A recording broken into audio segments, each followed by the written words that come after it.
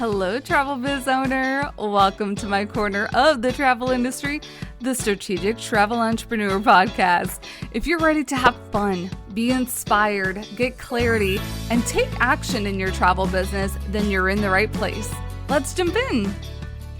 Hello, everyone. Rita here. Welcome back to the podcast. Super excited to have you here today as we are going to prepare for kind of like the unexpected and the unknown that's happening.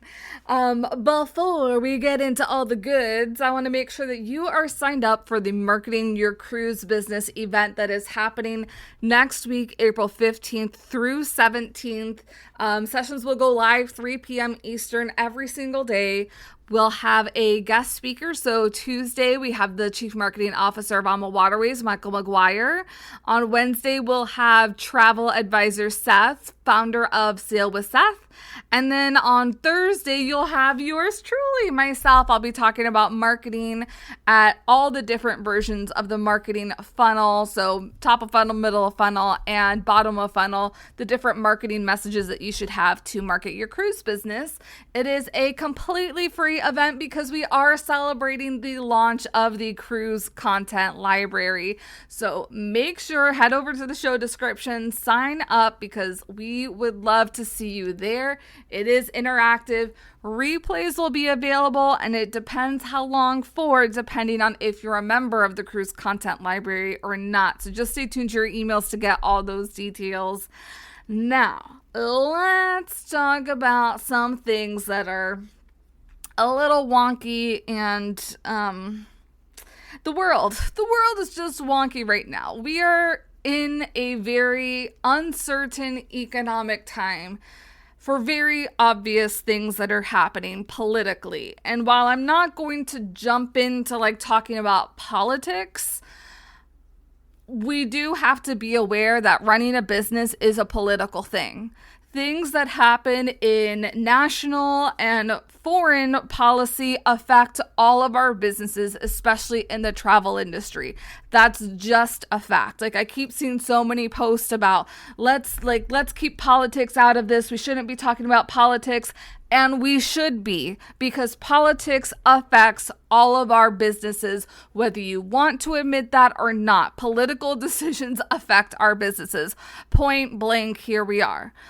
I say that also that I don't want you to be nervous or scared. Like, this episode is fully done from the angle that I want you to be prepared. I want you to be proactive. As somebody who has got through a couple things here and there, being a business owner and being a business owner in the travel industry, I was there when the pandemic decimated what I had of my travel agency. I was also there, not in the travel agency space per se, but I've always worked in the hospitality industry. I've always worked like in the theme park industry here in Orlando, Florida. And so I was here when the 2008 economic crashes were happening. And I was actually a management intern at the Disney parks at that time. And typically when you're a management intern, at the end of your internship, you get offered a status management position at the Disney parks. And that did not happen because of the economic crash that had happened at that time, which meant instead of going into leadership, I kind of regressed and went back into an hourly role instead of a salaried role.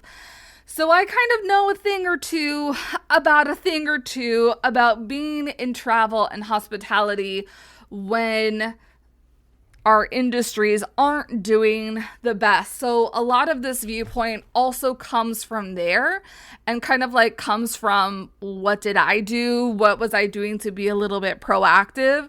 Because I mean, in 2008, I wasn't a business owner, but I was still a professional and my income depended on the industry. Similarly, I was a business owner, but I was still working full time in 2020 and I was furloughed.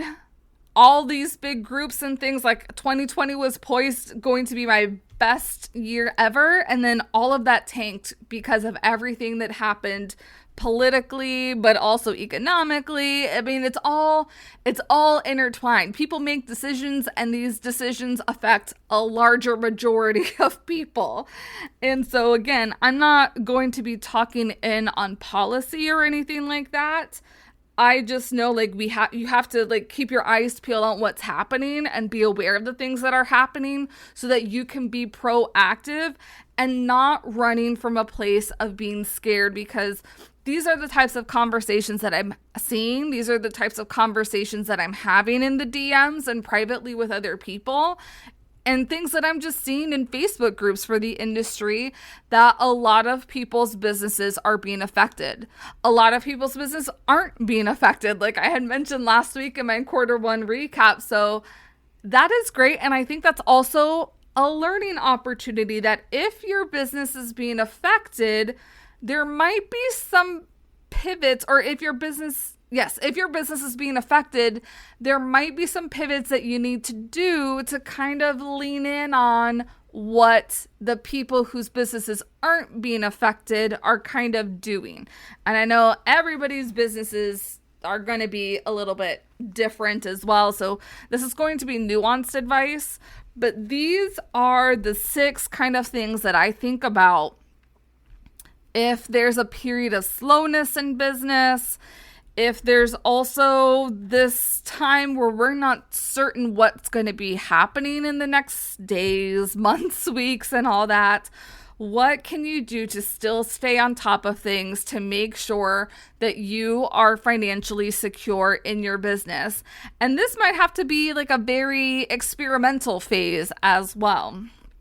So in no particular order, because I kind of like wrote these just like brainstorming, the first thing that I want you to do, or that I want you to think about, is definitely like your finances. Like, what's going on in your own personal finances? Do you have a nest egg or anything? And I say this, I am not a financial expert. I've repeated this many times, but just saying this again, I am not a financial expert. So the number one piece of advice, or the first thing that I want to mention, is review your finances, either with your partner, somebody that you trust, a family member, or especially if you do have a financial advisor or need to hire a financial advisor, this is the time to kind of look over what your financial situation is. Do you have a good nest egg? Do you have a good savings plan underway? Do you not have a good savings plan underway? Do you need to work on this? Do you need to modify your expenses so that you can have a nest egg in case anything might happen in these next couple of months to years because of what's happening in the world globally? I was just listening to a podcast episode that I think is a really great start, especially for women, because I feel like more women have these concerns than men do. And that is a very big generality, so take from that what you will. But I think it's the Financial Feminist Show, and I forget what her name is, but she just had a podcast episode that came out with kind of some of the things that you should be doing. She talks all about stocks, investments, savings accounts, and things like that. So if you really want more targeted information on the financials, definitely take a listen to that episode. It either came out recently or just now. It's something about just preparing for this economic situation that may or may not happen. I mean, it's kind of happened if you have been paying attention to the markets recently. So review what your financial situation is really like one of the proactive things that you can do. The next thing that I think about is that you really need to ramp up the people that you are meeting. And this helped me, especially back in 2020, unbeknownst to me that the world was going to shut down because of a global pandemic. I attended a networking / business educational event in my local area with my local chapter of NABO, the National Association of Women Business Owners. And I found that event just by Googling like networking events and business events.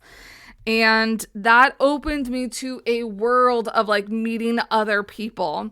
So that is one of the top things, especially that I am doing, that I am focusing on, is building those relationships and then just like reconnecting. That's 2 and 3 there.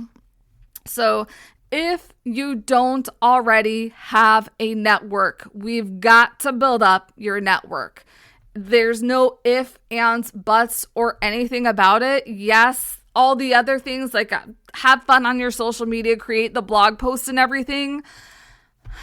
From personal experience, those things mean nothing if you don't have a network that you can ask for help or ask for collaborations from. So you have got to meet people.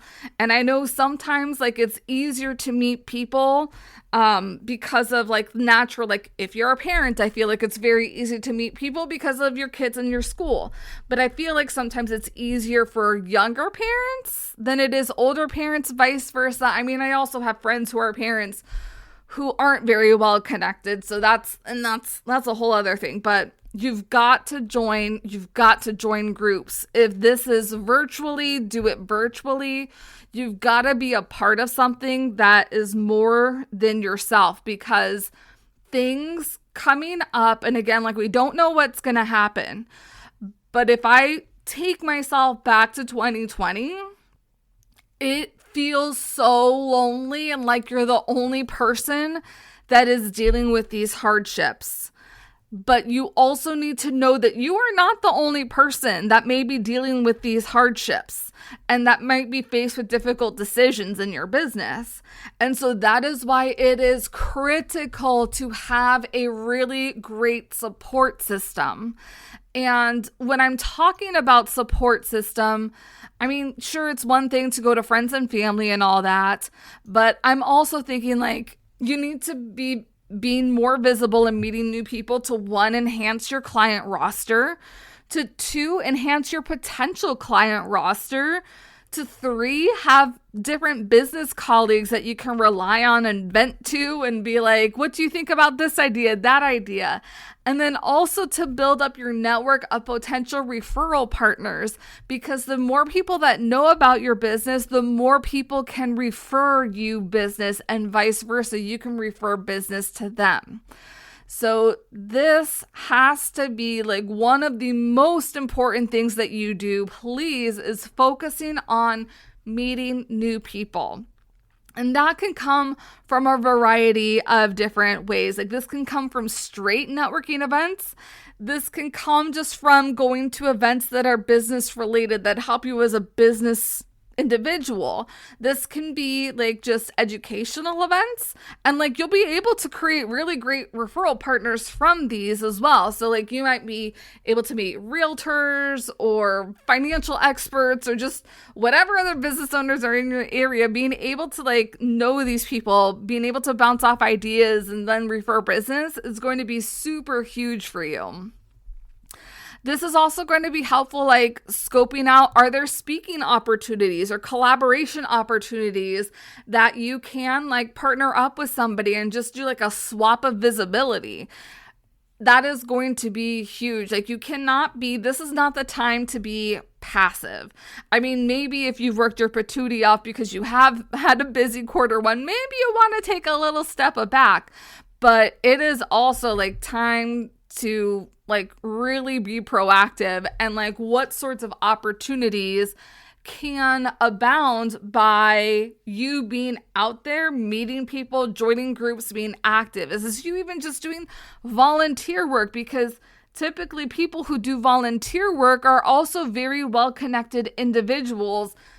If you kind of reverse engineer it too, like people who are volunteering have certain values and are passionate about certain types of things. How can you connect that with your travel business? Now, I don't want you going to like community service events and pitching your business. It's to meet people so that in the natural flow in the conversation, at some point they're going to ask, what do you do? And you can bring up that you have a travel business, that you own a travel business, that you're a travel agency owner, whatever title that it is that you want to be. So yes, please keep this a huge top of mind, is meeting people. and joining different groups. This can be obviously free groups. I think about like free Facebook groups, contributing in those types of groups. I know there's a lot of like networking and collaboration groups. There's also these coffee chat type groups where you can meet people on a weekly or monthly basis that have like similar values to you, and you can see what they're doing and see again like what sorts of opportunities might abound. You cannot have opportunities present themselves if you are not going after them. You've got to go after them. Again, I need you to be proactive. We're going into contact sport time here. It's also a really great time to reconnect with people in your network. Now, back in 2020, I didn't have a network, so I couldn't really do any reconnecting with people. However, it is now 2025, and there are some people that I have not reconnected with in a year, 2 years, a couple months. And that is going to be very important for me just to let them know, one, I'm still in business. Two, my business is different, or this is what I'm doing now in business, or this is what I need help with in business. So being able to reconnect, especially if you're connecting with a lot of different business owners, there's just so many ideas and things that we can learn from different industries, not just in the travel industry. So it's just going to be a big benefit just to even have those types of conversations. How can I support you? What are you seeing in your market? What do you think would be beneficial in my market? Vice versa. So again, like being that proactive, doing this reconnection almost campaign. And by reconnecting, I mean like have coffee chats, follow up in emails with people, see how they're doing. Everybody has another side to them. Everybody is dealing with something right now. So where can you be helpful to other people, especially when they might be experiencing a gap? This is about you, but this is also about other people. This is like a team sport. Like we're going contact sport, and then we're also going team sport here. So I want you to help yourself and be proactive, but I also need you to know that this needs to come, yes, from a little bit of a selfish point, but you also need to be as vested in somebody else's success so that they can be equally vested in your success. So we've got to help each other out. Like this is going to be, again, like the top of mind. Like we can do things by ourselves, but it is a lot more fun and it is a lot easier and less stress if you can do it with other people. Number 4 thing I think about, so you're meeting people, you're reconnecting with people, you've talked with your financial person. It is time to ramp up that visibility. And a lot of that ramping up of your visibility is going to be by meeting people and joining different groups. It is also going to be by diversifying your marketing channels. So this is going to be a time of experimentation, or this can be a time of experimentation. I know I've heard a lot of times, like during this period, you may want to like work on your systems, update things, and hint, that's what we're doing at summer camp this year. So if you want a dedicated space, then you've got to join us at summer camp.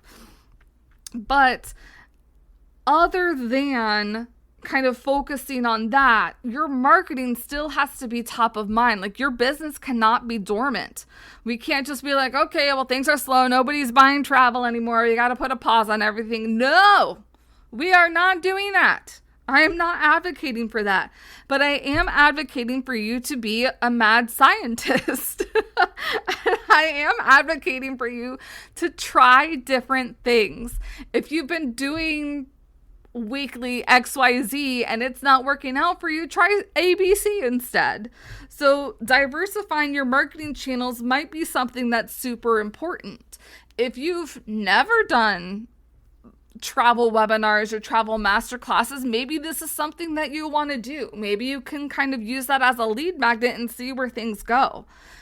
It's going to be really important for you to try different things to increase and broaden the audience for your business.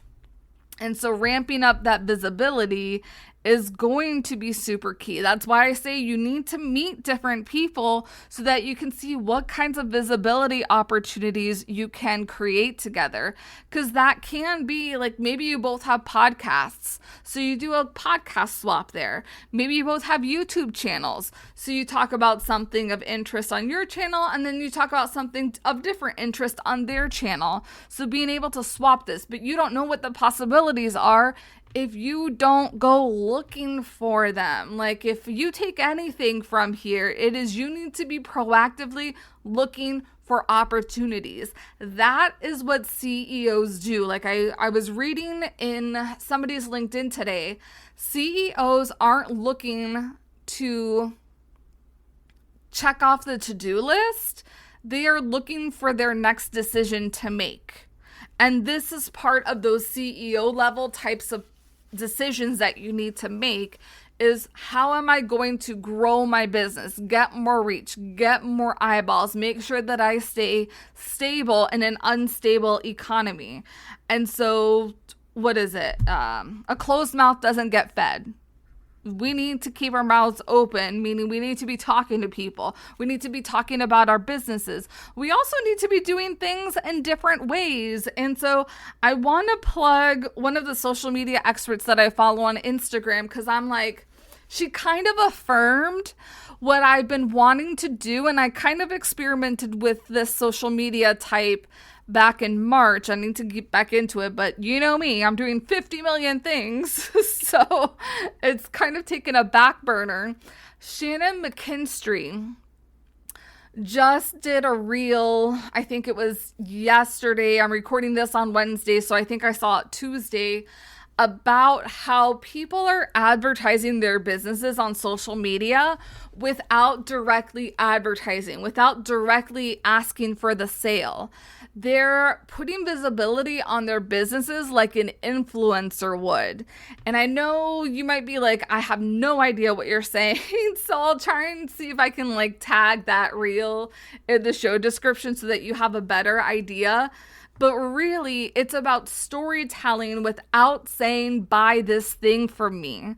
It is being like, it's hard for me like without a direct example, because some of the direct examples that she was using was from, I think it was like a fragrance company, and they were saying like, oh my gosh, not me rushing to the store to buy the new fragrances that are on sale. And so that's not directly telling people to buy it. It's coming from the perspective of somebody kind of like being helpful and being like, you do not want to miss this promotion right now that's happening right now. The other thing was, I think it was like a Froyo, a frozen yogurt place, and just talking about frozen yogurt, but not, you should come visit our frozen yogurt place. So it's being non-obvious, it's being helpful, it's telling stories. That I think is what a lot of people are craving, especially when we think about the world of AI. And you know that I'm a huge advocate for AI, but this is the year of humanity, which is why storytelling reels just like that are going to be like so much more successful and so much more top of mind. If you can share a little bit of your story, share a little bit of your insights from your travel business, share like what you really loved, what you didn't like, share some like insider tips without saying you should buy from me. Because if you are sharing your story, that innately tells people that they should trust you, that you are the authority on something, and that's why they should be buying from you. You should not need to tell. Yes, it's important to have those call to actions, like you can work with me, but people should be more inclined to work with you when you're not, I'm like, what's the word? When you're not like forcing that down their throats almost. If that's not like the first thing, that's where people like, when you think of like sleazy car salesman, that's what we think about.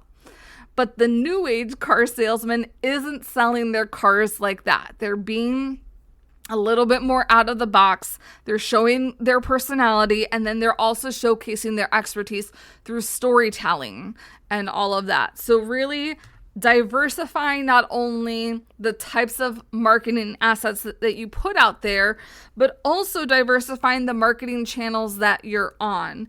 I love talking about like being on some sort of SEO platform. So whether that's podcasting, blogging, YouTube, especially if you are interested in YouTube. I recently saw somewhere that said people are watching, and I may have said this on the content creation series, that people are watching more YouTube than they're even watching of like Disney Plus or the Disney Channel or any of the Disney platforms. So that gives you a big clue into like, if you're wanting to invest and try out a different platform, YouTube may be the thing that you need to try out. And not only just like making the long form horizontal videos, but also trying out YouTube Shorts. Because I also saw somebody in the travel space saying that YouTube Shorts today is what TikTok was a couple years ago, which to me is very exciting because as someone who hasn't really dabbled that much in TikTok, to know that there's TikTok adjacent content that can work for YouTube Shorts is really exciting, because that's similar type of content that I've been making for Instagram or dabbling in with Instagram. So I want to repurpose that content on YouTube myself just to see how much better, because the other like really great thing about YouTube is that it is a monetization platform, meaning that you can have ads once you reach certain levels and make additional revenue that way, which is number 5 on my list, is like looking at alternative revenue producing items.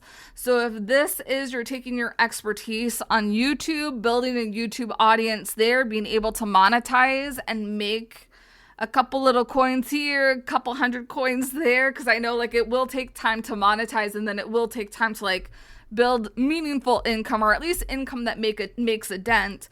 But this is something else that you need to think about, is diversifying your income. So we've talked about a little bit ramping up that visibility, diversifying your marketing channels. We now also need to look at diversifying how you are producing revenue in your business, because if the typical things that you make revenue off are not producing revenue right now, then we've got to do something different. Either that's like marketing a different way, messaging a different way. It could be that everything is fine. It's just that we're like, again, in this unstable economy right now. What are things that would be helpful? Are these digital products? Is this really focusing on monetizing your YouTube channel and putting out really great content on that way? Is this creating a travel community with other like-minded travelers and providing like tips, some monthly town hall sessions or something like that, and you monetize that for a small fee or something like that? So thinking of different ways that you can create money, because yes, the majority of you are creating travel experiences, personal travel itineraries. I'm actually hoping to secure a speaker for the Travel Tech Audio Summit this year that can kind of like talk a little bit about these different ways that you can monetize. But have you built different itineraries for landmark trips before? Maybe you can monetize selling some of these itineraries and people can book it themselves, because they may not book it. They may not want to work with you, but they'll probably want to use your expertise on something that you've already built, especially if it's going to save them hours of research and time. So really thinking out of the box, and what kinds of like intellectual property do you have? What types of resources do you have right now that you can look up and figure out different revenue producing opportunities? This could also be, do you need to start doing like some of these third party type of apps? Like, is this Uber, Lyft? I think of like the grocery delivery ones. I can't think of the name right now, but it's like, I see the logo. I just can't. There's all these different like apps and things that you can be an independent contractor for. So if I'm thinking like really practical, is it that you have to get a part-time job right now? Do you have to get a contract job right now? There's so many different like remote opportunities that are available to you. So what can you do that can help supplement the income that may be faltering just in this time right now? And then last but not least, I think about kind of what we originally started talking with. There are some people in the travel industry that are not being affected by the things that are happening here. And what I've been hearing that's selling really well right now is cruises, and that's most likely like premium luxury expedition. And then also luxury FITs are still selling very well. So if those aren't necessarily the things that you sell right now, maybe it's time to look into pivoting to selling those types of options just to keep your business afloat, just to keep your business up there. I will say, like, when it is these times of economic uncertainty, the people that take a hit are the blue collar people, the minimum wage type jobs, even like not even the minimum wage type jobs, just like I would say jobs that have a salary of less than $100,000 a year are the ones that are typically affected or that we see being affected. I know this is a generalization. So again, forgive me if I know it's not always the case. So really thinking in that mindset, in that frame of mind. Maybe you have been selling a lot of mass market cruises and a lot of families have been pulling out, because I have been seeing a lot of stories about cancellations that are happening. People not wanting to visit the country, people not wanting to leave the country. So there's also this interesting pivot to that. I feel like a lot of domestic product might be ramped up because of this, because again, travel market, we don't know exactly what's happening. So these things, and like looking at kind of what the trends are and what you're seeing, because I know some people might not want to travel internationally, but they still have the budget to do a national trip. So maybe it is those theme park trips, maybe it is those national park trips, or maybe it is, I don't know, even like doing just a driving type of vacation, like a road trip somewhere that is going to be of more benefit to you and your audience. So what can you do? Like it's time to like really look at what is working, and also not only look at what's working, but how can you vamp up your messaging and your marketing materials to really lean in on those markets that are doing really well. Because if you're really wanting to like break into like premium luxury cruising, but you've just been talking about mass market and you've been talking about deals and stuff, which, well, I don't like that. You need to not talk about that kind of stuff, especially if you're wanting to attract that type of audience, that luxe, that premium type of content. While yes, they are smart about their money, you're not going to hook them in because you have a deal. You're going to be able to hook them in because you're describing the experience, how much time you're going to save. Now, again, that is a generality. And I say that because a cousin recently reached out to me about a trip that they wanted to take. And they didn't care about like the trip or anything. They just wanted to get the best deal and the best price. So they're like also caveats there. But you do have to kind of like match your messaging to what this new audience, what their needs are, and what their needs are from you and from the trips that they take. So thinking about that when you're thinking about pivoting different products that you want to sell as well. All of these things can help you really be proactive and be ahead of the game so that you're not feeling behind. Because if things do not progress in a positive way, I want to at least know that you have already been working on things in the background to make sure that you're still in a great position. The positive thing, at least as of right now, is that at least we're not in a global pandemic where travel is completely shut down. It's just slowing down. We don't like that. And again, it's not across all sectors, but we do have to be aware that it is a very big possibility, very big reality. And even if the extremes don't happen, I certainly hope that they don't happen. I don't want them to happen. Even if they don't happen, these are still really great tips for whenever you do experience a slowdown within your business about what you should be doing, what you should be thinking about, and how proactive you really need to be, because you can't just sit around and wait and pray and hope that somebody's going to find you or that somebody's going to give you your big break. You have to make it happen. You have the power to make it happen. So feel whatever it is that you need to feel. I'm sure whatever it is you're feeling is very valid, because I know we all have multiple different emotions these days and probably multiple different emotions at the same time. But once you've got your little whatever out, then it's time to put on those big CEO pants on and think like a CEO, be proactive. You are not going to let your business falter. And these are the things that are going to help you stay on top of things so that you're always on top of mind. People are always thinking about you, and people always can come to you for whatever it is that you offer within your travel business. All right, let me know if you have any questions. I think that's it. I feel like I'm missing something, but I think that's it. All right. Bye, everybody. Thanks for joining me on the podcast today. Remember to check out the show notes for all relevant links and resources from today's show. See you next time.